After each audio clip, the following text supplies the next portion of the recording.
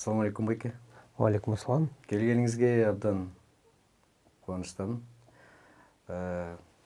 Кече чалганымда бир съемкада жүрдүм эле Руслан дедиңиз. Бүтүрүп атам дедиңиз да ошол жумушуңуз боюнча сүйлөшөлү да, эмне болгон съемка эле кино тартып атасызбы? Бул былтыр бизде департаменттен акча бөлүнөт да, мамлекет тарабынан. Эми 6-7 миллион бөлүнөт. Ошону 2-3 кишиге бөлөт. Анан былтыр ошонун бир 2 миллион, 2,5 миллиондой бөлөбүз деген утуп алгам да. Биздин мен жактырышып сценарийимden ошону аяктайын деп калдым ошол съемканы. Анан анын 50%-ын өзүмдүн каражатымды алам да. Тагыраак айтканда, копродукция биргелешип тарт өзүмдүн компаниям менен мамлекет тарабынан. Ошону бүтүрүп буюрса мына съемочный процесс деп коебуз, тартылуу этабы бүтүп калды. Бул темасы эмне болуп калат ошо? Темасы эми бул бизде адам баласын эмне азыктырат? Байлык, бийлик деген сыяктуу да. Анан адамдык кээде ошол бийлик менен байлыктын ортосунда өзүбүздүн адамдык сапатыбызды, касиетибизди алдырып ийебиз да. Шайтан азгыры деп коебуз го, ошо азгырылып кетебиз, берилип кетебиз. Ошого адамдын кандай ошого каршы турушу деп айтсам болот да. Акча, анан байлык, то есть акча, анан адамгерчилик деген эки нерсенин ортосунда дилеммада калат да бир адам. Ошол тууралуу. Көркөм чыгарма да бул, көркөм чыгарма. Биз ушул сизге чейин Эмир байке келди эле. Анан ушул искусство жөнүндө, идеология жөнүндө сүйлөшкөнбүз да. Мен чынын айтсам бир аз кубанып турам. Мамлекет ушул атайын мындай жеке студияларга эчкур дегенде жарым акчасын берип, анан атайын бир теманы мындай заказ дегенде буйрутма деп коет. Буйрутма иретинде тартып алган. Эсиңизде болсо, Советтер Союзунун маалында искусствонун баары эле мамлекеттин идеологиясына ылайыкталып, буйрутма катары тартылчу да. Бирок ошол иштечү, чынын айткандачы. Сиз экөөбүз ушул Советтер Союзунун балмуздагын жеп чоңойгон балдарбыз да. Бизге жакшы белгилүү. Анан менимче ошол убактагы коом адептүүрөөктөй көрүнөт да. Же бизге ошондой сезилеби? Сиз кандай ойлойсуз? Эми мындай да, ушул союздун учурунда мындай болчу да. Советтер Союзу, коммунисттик партия дейбиз. Ар бир коммунист ошол коммунизмди курабыз деген идеология менен жашачубуз да. Бар, ошол мектеп 1-класстан баштап мына Октябрёновду, анан пионер, анан комсомол бар тең ошол бир багытка да, ошол коммунисттик образды, коммунисттик адамды ошол тарбиялап чыкканга аракет кылышчу да. Анан ар бир ошо таланттуу адамды, инсанды деп айтабыз да. Ошол идеологияга курал катары пайдаланчу да. Туурабы? Мисалы ошол эле чыгармалар болот, кантип Курчуду Жаш гвардия деген сыяктуу чыгармаларда каарман сөзсүз арак ичпеген, коммунист, аябай туура жүргөн адам болчу да. Капитализм бул чирип бераткан империализм деп ушу аябай окутчу да бизге. Бул чирийт, акыры кулайт, жоголот депчи. Бул адам баласына, адамдын тең укуктуулукка каршы байлардын мамлекети деп аябай. Бул эми материалдык кызыкчылык, бул негизи муну азыр деле түшүнүп калдык да, бул көп деле жакшы нерселерге алып барбайт негизи. Бирок ошол идеология эми аны кандай пайдаланса да, бул негизи мисалы фашизмди да пайда кылган идеология да. Бул өзүнүн улуттук өзгөчөлүгүнө басым жасаган, арийцы дейт. Анан жакшы нерсени жасаган дагы бул идеология болот да. Мисалы кайрымдуулук, боорукерлик, бул да идеология. Мисалы ошону мисалы ошондой нерсени туутуткан коомдор да бар да. Туурабы? Ал да жакшы нерсе. Мисалы баарыбыз тең эң жакшынакай бир коомду куралы дейли, боорукерлик, кайрымдуулук коом курабыз. Бул деле идеология. Эң жаман нерсеси бул ошол идеологияны туура эмес колдонгон жагында да. Мисалы биз ошол улуттук өзгөчөлүгүнө басым жасайт же болбосо саясий курал катары пайдаланышат мисалы да. Вот бул жагы өтө чатак да. Ал эми жакшы жагы да бар. Идеологиянын жакшы жагы да бар да. Ошол мисалы улуттук өзгөчөлүгүн өйдө карай эмес, а улутту сактап калуу деген нерсе да бар да. Мисалы биз кыргыз катары аада салтыбызды сактайлык, өзгөчөлүгүбүздү сактайлык десек, бул да жаман эмес, жакшы нерсе. Бирок башкаларды басынтпаш керек да. Башкалардан биз жогору турабыз эмес. Мисалы Кытайда мага жаккан бир нерсеси бар да. Кытайда 74-төн ашык улут жашайт экен да. Анан аларда ар бир ошол 100 миң, 70 миң бир элдер бар экен да, саны боюнча. Ошолордун сактап калыш үчүн, ошол каада салтын сактап калыш үчүн акча бөлүп турат экен. Тилин, каада салтын сактап калыш үчүн мектептерди ачып берет экен. Өзлөрүнүн маданиятын сактап калсын деп. Анан ошол Кытай ошол өзгөчөлүгү менен мындай бир байбыз дейт да. Ар кандай улут, ар кандай каада салт, ар кандай маданият ошонусу менен бай деп. Ал эми Союздун учурунда баарын бирдей тегистеп чыктыган да. Туурабы?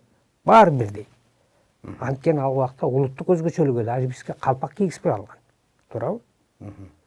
Мисалы көк бөрү тарттырбай алган, калпак кийгизтирбей алган, көп нерселерди мындай тегиздеп чыктаган да. Бул өтө жаман нерсе, өтө коркунучтуу нерсе да. Ошон үчүн негизи дүйнө бул өзүнүн ар бир улут, дүйнө негизи ар кандай улуттан, ар кандай каада салттан турганы бул өзгөчө. Жакшы да, кооз. Туурабы? Биз Кытайдын маданиятына суктанабыз же болбосо Африкада жашаган элдердикине суктанабыз. Бизге эмне үчүн келет? Бизге ошол биздин маданиятыбыз, каада салтыбызга кызыгып кетет да.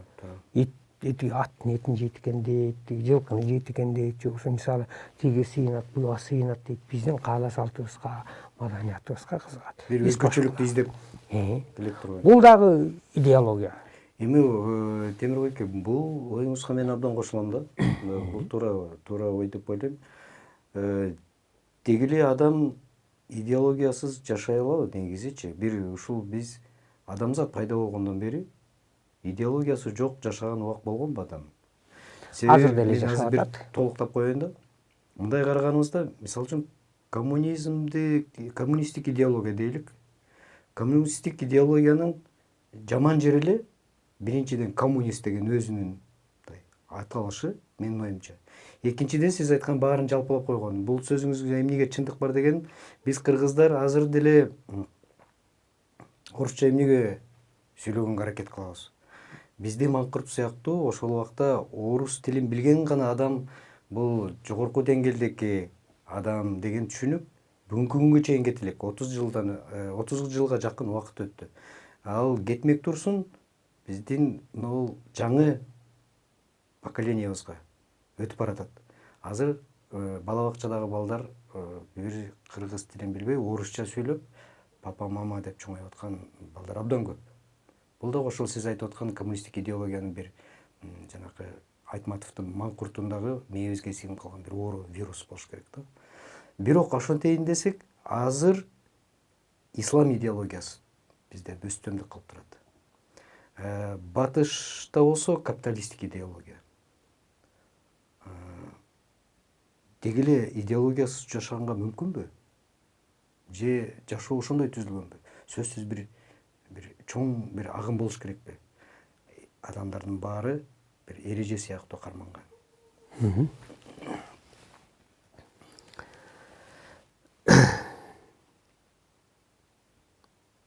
Ар бир мамлекет, чоң мамлекеттер деп айтсам болот да, өзлөрүнүн саясий системасын башкаларга таңуулайт да. Мунусу менен булар өзлөрүнүн ошол гегемониясын, дүйнөлүк кандай десем, ошол бийликти жүргүзгүсү келет да. Мына 3 империяны көрүп атабыз да, мисалы. Америка, Кытай, Россия. Кытай, Америка өзүнүн ошол аябай ийгиликтүү мындай ишке ашырып келатат да өзлөрүнүн идеологиясын. Капитализм. Акчанын жардамы менен. Ол биринчи кезекте адам баласы ошол материалдык кызыкчылыкты алдыга коюп койду да. Союздун учурунда идеология бизде бул акча эмес, жалпы тең укуктуулук дечү да. Ал убакта байлык эмес, мындай кандай десем, адамдарды колхоздоштуруп жалпы чарба деп айтабыз да. Бирөөнүн бийик эмес, баары тегиз болуш керек деген. Бул эмнече туура эле гумандуулук жактан? Бул гуманизм туп-туура. Гумандуулук жактан Туура эле. Ислам немесинде деле ушундай. Анан бирок ислам 5 кол тең эмес деген нерсе бар да. Анан кээде нааразы болчу да. Анткени тиги эртеден кечке жатып алат, арак ичет, бирок сендей эле акча алат. Ал нааразы да, мисалы. Ушундай нерселер болгон да. Ар ким өзүнүн алына жараша. Мисалы капиталисттик өлкөлөрдө ар ким өзүнүн алына жараша ой жүгүртүүсүнө, мүмкүнчүлүгүнө жараша оокат кылат деген сыяктуу да. Алардык өзүнчө да. Ошондуктан мисалы бизде адамдарда деле ошондой бирөөнү туурап жашаганга аракет кылабыз, тигиники жакшы жашап атса, өзгөчө жаштарда, анткени адам 40-50 жашка чейин капитал топтогонго аракет кылат экен да. Байыгысы келет, машина алгысы келет, 2 этаж үй, 3 этаж үй салгысы келет. 50, уже 45 жаштан кийин кичине токтолуп калат адамчы. Баалуулуктар өзгөрө баштайт да. Уже түшүнө баштайт. Көрсө бул жашоодо эң башкысы байлык эмес, башкача, мисалы, башка нерселер да. Жан дүйнөңдү, мисалы, рухий дүйнөсү деп айтабыз. Бул ушундай кичине баягы баалуулуктарың башкача болуп өзгөрө баштайт да. Түбөлүктүү нерселер издей баштайсың деген сыяктуу. Вот ошондой эле мамлекеттерде да сен жана айтпадыңбы, идеологиясы жок жашаса болобу деп. Азыркы учурда жашап аткан коомдор бар да. Идея менен жашаган. Идеологиясы жок. Идеологиясы жок, идеясы бар. Билбейм, идеясы да жок дейм да, идеясы ошол эле выживать. Африкада жашашат да. Африкада вот жанагы 60 миң дейт, 30 миң дейт, жана Бразилиянын токойлорунда жашаган өзүнчө коомдор бар да.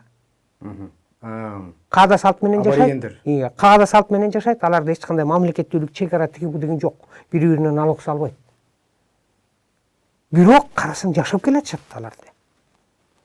Бири-бирин зордуктабайт, соттобойт, эчтеке кылбайт да. Бирок выживать этип жашап келатышат да. Бир чети кээде карап туруп ошолордуку идеалдуу коомбу деп ойлойм да. Мындай бизде адилетсиздик көп да, туурабы?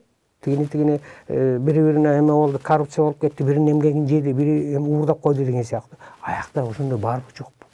Жок го деп ойлойм. Анткени акча деген жок. Акча системасы жок. Менимче анан адам баласы канчалык өнүккөн сайын ошончо жашообузду татаалдаштырып келатабыз да, туурабы?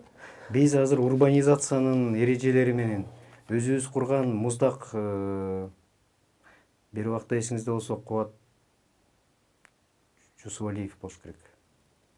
Эрдегей, Кендегей деп койчу эле го.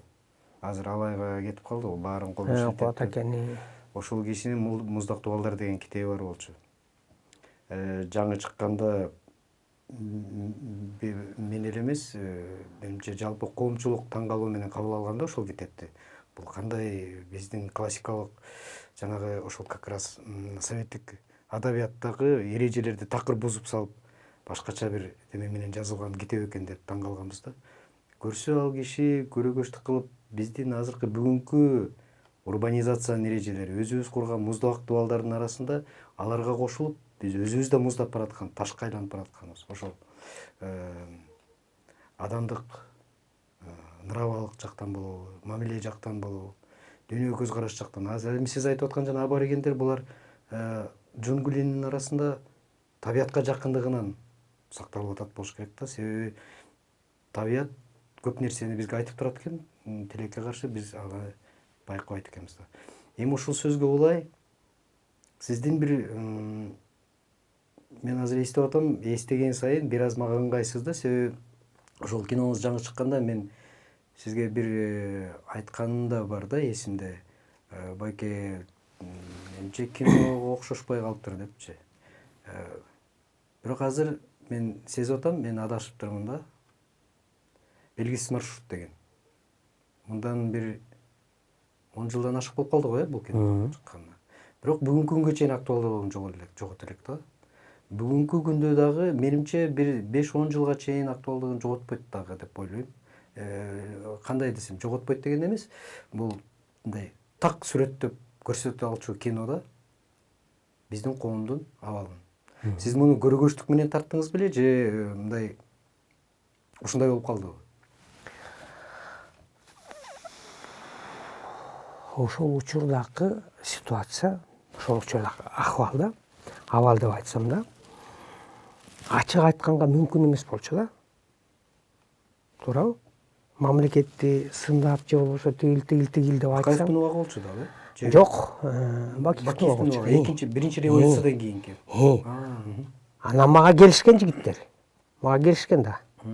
Ошондо мындай болуп калды. Тиги Асылбек байке Өзбеков. Анан ал мындай да эми айтып берейинчи бул жерденчи. Мына ошол убакта сценарийди жазып бизде көркөм кеңеш болчу да, бергенде окуп көркөм кеңештин төрагасы Болот Төлөнүч болчу. Болот Төлөнүч кабыл алдырбаган. Шамшиев. Такыр кабыл алдырбаган да. Болбойт деп. Биз сонун эле өлкөдө жашап атабыз деген. Анткени президенттин ошол убакта Бакиевдин советниги болчу. Советник болчу. Туура. Биз сонун эле өлкөдө жашап атабыз. Каяктагы туман, бараткан багытыбыз сонун эле болуп баратат. Анан ошол советте баары за болду, ушул кол көтөрүштү, сонун болуптур, тартып берсин деп Болот Төлөнүч такыр эмиттер болду. 3 ай 4 айга чейин кармады. Анан ошол убакта департаменттин жетекчиси Замир Тажыбаевич Эралиев болчу. Анан күндө кирем. Кирсем ошол Замир Тажыбаевич айтты, Замир байке айтты, темир деди. Мынакей деп туруп, ошол мына Болот Төлөнүч каршы болуп атат деди. Анан Болот Төлөнүчкө чалсак, жок, тартып бер, мен причем тут деп койду да, бүттү. Анан айтты, ошол менин эсимде да, менин көзүмчө Замир Тажыбаевич телефонуна бир айтып атам, Болот Төлөнүчкө чалды да. Мен подписываюсь, сен анда өзүңө приговор подписываешь. Ты что, тиги деп Болот Төлөнүч ошол жерде. Мына көрдүңбү деди, темир деди. Ошо менен болуп калды. Анан кийин ошол убакта эсимде Мадумаров Алхаким Самбаевич, ошол гос секретарь болчу, ошол кишинин түрткүсү менен да, эмеси менен Тартылып калган турбайбы? Тартылып калды. Анан ал анткени сценарийде бул сөздөр бар болчу, бул банкты чапкан, Жалал Абадтын банкын чапкан билем деп баягы айдоочуну эметишет го, кол көтөрүп эметкен. Диалогдордун арасында ошондой Ошондойлор бар болчу да. Анын баарын алган турбайсызбы? Алдым да, ошо анткени болбой эле Өтө чоң акцент болуп кетпесин. Өтө явно көрүнүп калып атты да. Анысы деле түшүнүктүү болуп атты. Бирок эме болуп калды. Анан кийин ошол кино бүттү, чыкты, эме болду. Анан журналисттер баягы бир топко чейин эч ким түшүнгөн жок. Андай болду. Эч ким көрбөй койду. Анан эле бир күнү журналисттер уже кээ бирөө эме кыла баштады да. Ачыкка чыгара башташты. Анан бир күнү тиги ким чалып калды. Асылбек байке Өзбекович. Чалып айтты, темир абайла деди да. Абайлап интервью бергенде абайлабасаң опасный тигиндей мындай депчи. Уже бийликтен уже эме боло баштады деп. Анан бир жигит келди. Келип баягы ушу жаңы журнал ачып аттайлайык интервью депчи. Анан отуруп анан эмесин эметип койду. Тиги диктофонун иштетип коюп, анан сурап атат, сүйлөшүп атат. Анан жана экинчи водитель ким ал деп эметип атат да. Анан биздин айылда Карпбай деген байка бар, тиги бул десем күлүп коюп отурду да. Анан кийин алып кетти өчүрүпчү. Көрсө Жаныш Бакиевдин жанында жүргөн адамдар экен да. Ал жиберип жастырып келесиң депчи. Анан алып барып вроде нормально тиги деп коюптур да. Анткени кийин ошол жигитке жолуктум 3 айдан кийин. Революция болуп кетти 3 айдан кийин. Жолугуп анан ушундай молодец экенсиз тиги. Анан алып барбаганда эмне кылам дейт да. Бул менин жумушум болчу деп. Ушундай окуялар болгон да. Анан жигиттерин да жиберген. Анан өзүнүн эле адамдары мага келип айтышты да, телефонун өчүрүп пока жоголуптур, тигиндей мындай деген сөздөр болду да. Эми бул кинону баягы ошол учурда ошондой айтканга, ошондой формада айтканга мажбур болдук да, ачык айта алган жокпуз. туурабы? Ошол убакта сырга тиги Абдылдаевди канча жолу бычак өлтүрүп кое башташты, туурабы? Көпчүлүгүн уже эме болгон. Ошол убакта бир 2-3 жигит келген мага. Ушундайлар болду да, ошону анан азыр болсо мына ачык эле айтып атабыз. Фейсбукка кыйкырып өкүрүп сүрөт тартып ийип атабыз, тиги болуп атабыз. Уже бизде бирок мунун баары ошол ачык айтуу, ошонун баары далай жертва менен, далай нерсе менен келди да. Эл ачык айтып атат, бирок тилекке каршы азыр деле заманыбыз мындай ал-акыбал оңолбой келатат да. Темир байке, бир ойдо бул сиз айтып аткан жанагы бийлик тараптан болгон реакция деп коелук. Демек, сиз күзгү катары так өзүн көрсөткөнсүз да. Адам көпкө чейин күзгүгө каранбай туруп, анан капысынан көргөндө чочуп секирип кетет го, өзүнүн кебетесин көрүп. Бирок дагы бир коркунуч бар да. Андан бери биз азыр ачыктыкка өттүк. Кээде мындай эркиндигибиз ээн ооздукка айланып бараткандай сезилет да кээдечи. Ээн ооз менен эркиндиктин айырмасы чоң да. Ээн ооздук бул эң баштык. Жанагы күзгүгө кайра көрүнө берген адам өзүнө сулуу көрүнүп баштайт. Анан жана нарцисс деген оору менен ооруп баштайт. Мен сулуу, менен өткөн ким сулуу деп күзгү менен сүйлөшкөндө. Коом ошондой болуп калбайбы? Биз кайра ачык көрсөтө берип, буга реакция болбой калышы мүмкүнбү же? Бул жакшы нерсе. Мен айта алайын да, бизде мындай да, акыркы учурда коомдун бул эми биздин өзүбүздүн менталитетибиз да. Коомдо мен кубандырып аткан нерсе, коом өзүнүн кемчиликтерин өзүлөрү алып чыгып атат да. Жарандык коом. Мисалы азыр мынакей көрүп атабыз да, бийликте отургандардын коррупция менен күрөшкөндөрүн ким алып чыгып атат? Жөнөкөй элдер алып чыгып атат. Жөнөкөй журналисттер алып чыгып атат. Ошол официально бийликте отурган, ошо күрөшө турган адамдар эмес.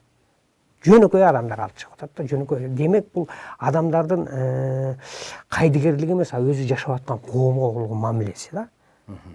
Жакшы коомду түзөлү дейт, аракет кылып атат. Адилеттүү коомду түзөлү деген аракети бул. Бул жакшы нерсе. Негизи эле мындай да, бул мамлекеттик система, азыркы биз демократия деп атпайбызбы? Мисалы демократияда эл бийлиги дейт, мына элдин бийлиги болуп атат, эл шайлап.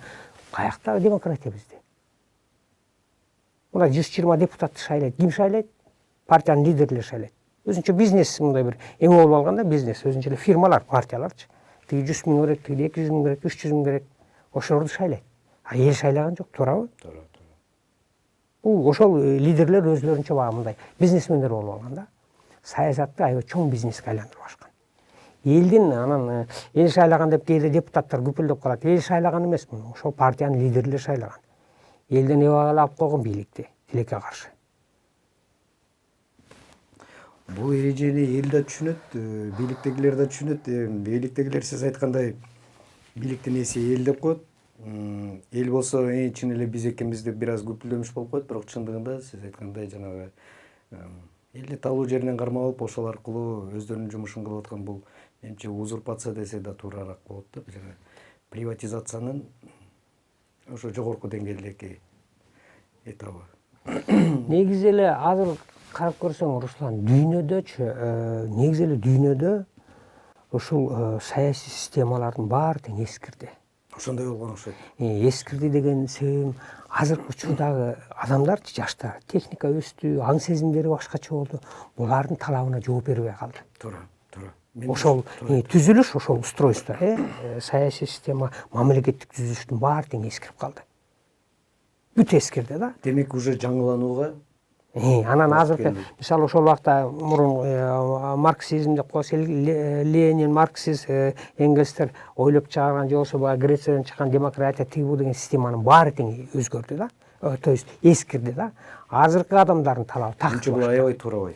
Абдан туурабай. Анан анткени мисалы бүгүн бул жерде болсо, эртең Кытайга барып, алардын системасын көрүп келебиз, 3 күндөн кийин Америкага барабыз. Баарын көрдүк да. Туура. Биз чындыгында азыр көрүп атпайбызбы? Бул көйгөй бир эле бизде эмес. Өнүккөн өлкөлөрдө деле коом чыгып каршылык митингтерди уюштуруп атканы көп болуп атат. Деги эле дүйнө азыр тынч эмес да. Туура. Тынч эмес. Эми биз эсиңизде болсо, Темир байке, анда сиз жаңы бүтүп келген режиссер болсоңуз керек. Мен болсо биринчи курста окуп жүргөн убагым. Ошондо эсиңизде болсо Султан Раевдин сиз бир чыгармасы боюнча, мен бир чыгармасы боюнча биз аябай күпүлдөп бир кино тартабыз деп, акча издеп Ошко чейин чогуу барганбыз да. Ооба. Жана Огуздар деп Раматылык Алмаз Сарлыкбеков режиссер Байке койгон труппа менен кошо бардык эле. Ошондо жанагы жол алыс, анан күн болот, түн болот. Ошондо бир сөзүңүз эсимде да. Руслан, кинодо негизги нерсе бул философия депчи. Ошол сөзүңүз бүгүнкүгө чейин эсимден чыкпайт. Эгерде ар бир нерсенин жасалган жумуштун философиясы болбосо, бул жөн эле механика, бул жөн эле муздак нерсе да. Режиссер катары бүгүнкү күндүн философиясы эмне деп ойлойсуз? Сиздин бүгүнкү философияңыз эмне? Мына